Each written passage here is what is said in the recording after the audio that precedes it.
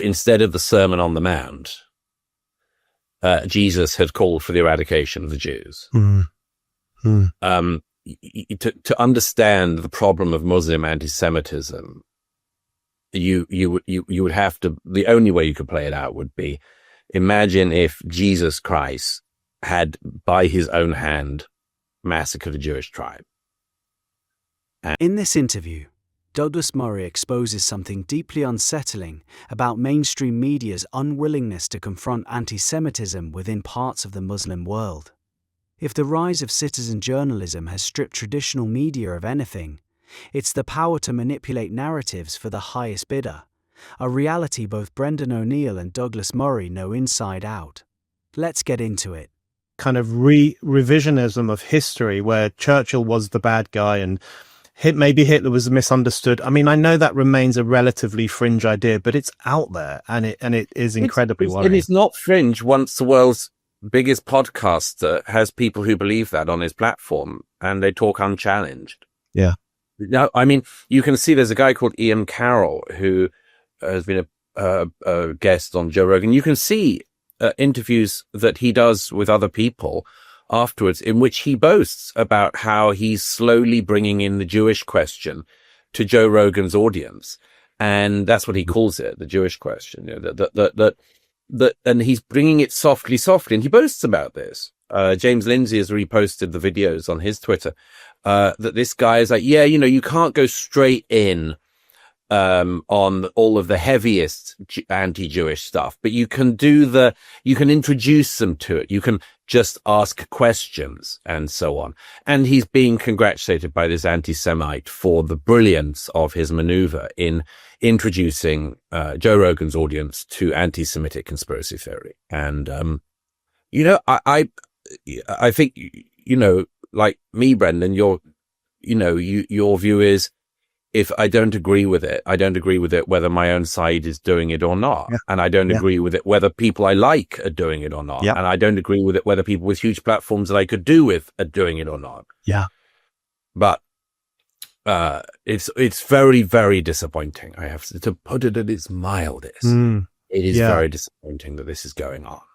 The specific mechanism Murray points out, smuggling the Jewish question into polite conversation under a thin veneer of intellectual curiosity, is an ancient trick wearing a modern mask.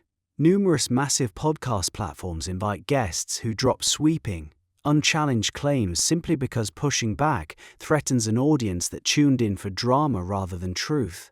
That represents a genuine structural flaw in long-form media, and it isn't a conspiracy theory. As you say, it is Islamophobic to mention Muslim anti-Semitism. And at some level, I think governments, police forces and others just decide this is a numbers game.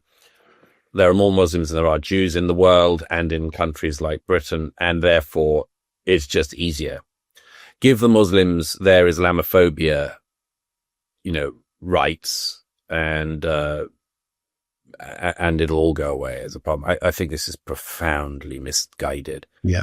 Islam has an anti-Semitism problem from the roots of the religion, and it's undealt with. It's just not been dealt with. And, Christianity has had a long history of anti-Semitism. This is where the debate turns sharp. Murray argues that anti-Semitism in certain Muslim communities receives a free pass that no other form of prejudice would ever enjoy, largely driven by fear of the Islamophobia label. That's his core thesis, and polling data on anti-Semitic attitudes across European demographics does reveal stark variations worth studying honestly. Yet it's a claim requiring careful analysis rather than blanket assumptions. The vast majority of Muslims globally are entirely disconnected from this discourse, and flattening an entire faith of nearly 2 billion people based on extremist elements creates the exact impasse that renders these conversations so treacherous. It's morally wrong, and it doesn't matter whether you like the person pursuing it or you don't. Douglas, just two more quick questions for you. I want to ask you about a different form of anti-Semitism. So we've looked at the left-leaning version, the right-leaning version, but there's also the problem of Muslim anti-Semitism, which is the one form of racism you're not allowed to talk about, actually. You will be damned. I think it was Rod Liddle who said, we're now reaching the situation where it's Islamophobic to talk about anti-Semitism, because if you do, you'll be accused of bullying Muslims in Europe. How much of it, I mean, you've written about this at length, you've written about the strange death of Europe, you've written about some of these intersecting crises of our time. When I've gone on some of the anti-Israel demos over the past 20 months, strictly to observe them, not to take part, I have noticed a kind of unholy marriage between kind of bored bourgeois people from the leafy suburbs and young radical Muslims, radical Islamists, people who wear the keffiyeh and say, we want jihad, etc. How much of a problem do you think that anti-Semitism is becoming, and why are people so reluctant to grapple? The ultimate test of whether someone actually holds a moral principle is whether they condemn a violation when their own political tribe commits it. Most commentators fail that test the moment it gets uncomfortable. Calling out that selective outrage directly is a rare form of intellectual honesty. If you're a Muslim, and what do you do about that? A lot of people say that that's just not the case. They pretend that their own text, or a lot of people don't know, maybe.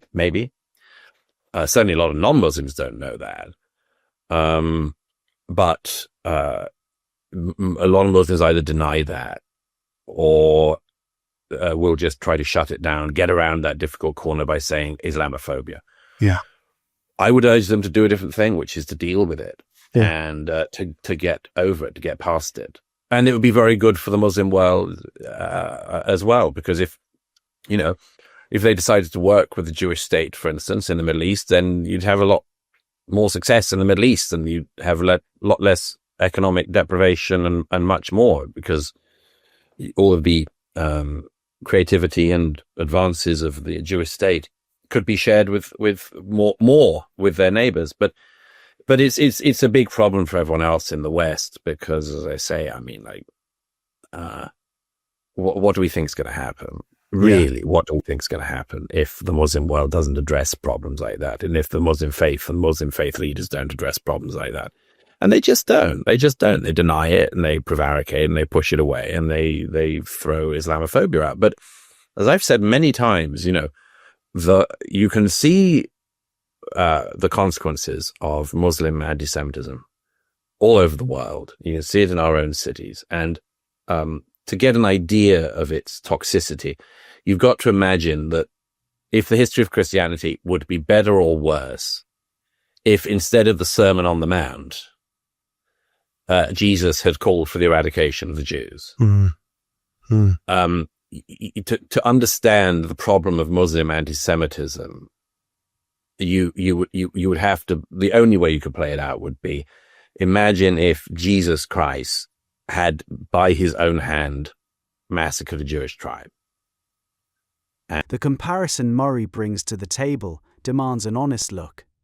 Consider the Hamas-led terrorist attack on Israel on October 7, 2023, where militants murdered roughly 1,200 people, committed widespread atrocities, and took hundreds hostage in the deadliest single day for Jewish people since the Holocaust. Jewish leaders globally condemned the horrors without hesitation. Pope Francis offered condemnation, while carefully balancing his diplomatic phrasing. Yet reactions across major Islamic institutions proved far more fractured.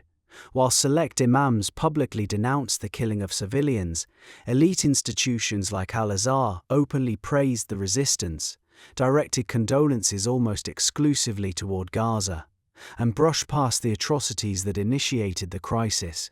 Douglas states this reality bluntly, refusing to soften the blow. If a Christian pastor or bishop or priest, anyone, stood up in a pulpit and said, we must kill all the Jews, it would be front page news, and all the leadership of the church would denounce the person in question, and Absolutely. They would have no future in the church. By contrast, not just in the Middle East, in England today, we have the videos that mosques across the country have post on their own websites. It's not like they're hiding it. Will do sermons calling for the end times and the destruction of the Jews.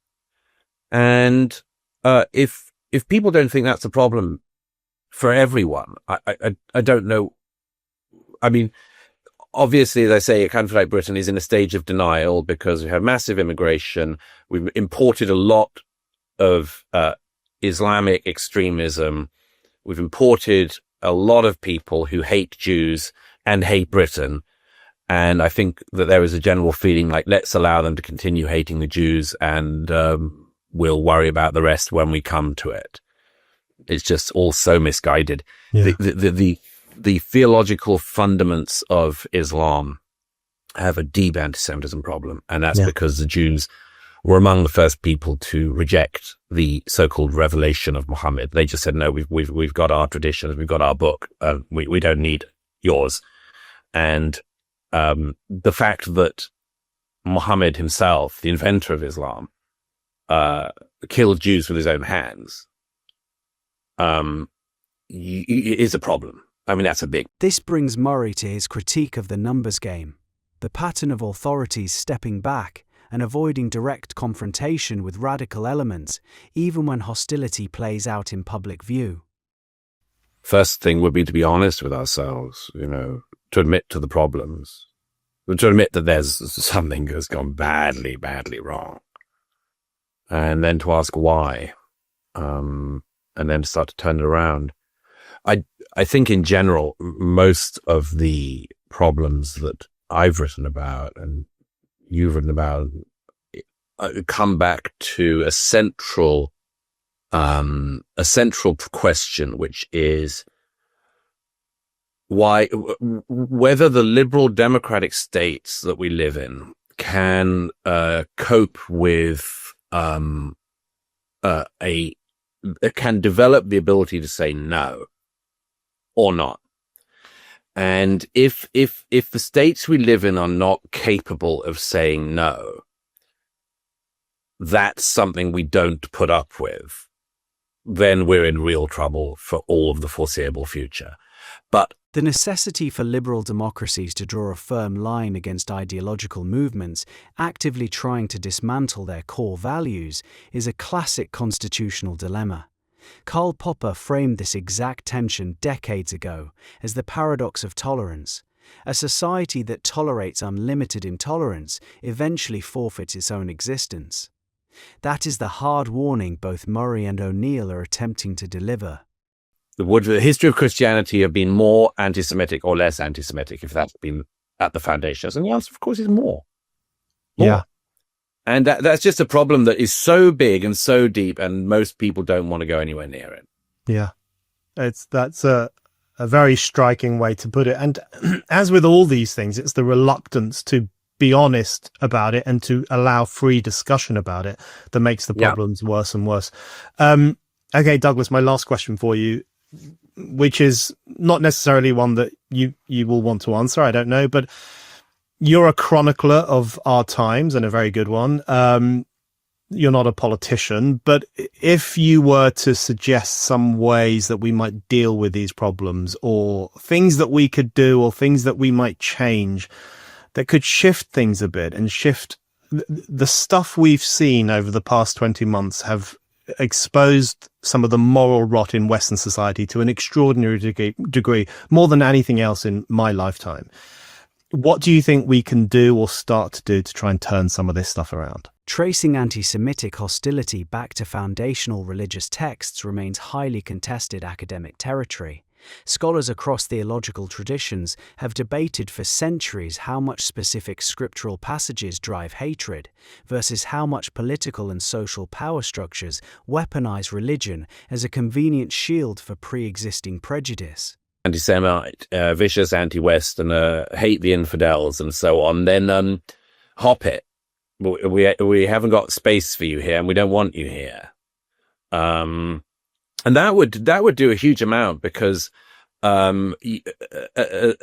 we've all seen in different countries, a country can lean, as I would say, it doesn't even have to be particularly forceful actions. It can lean in a certain direction, and people follow that.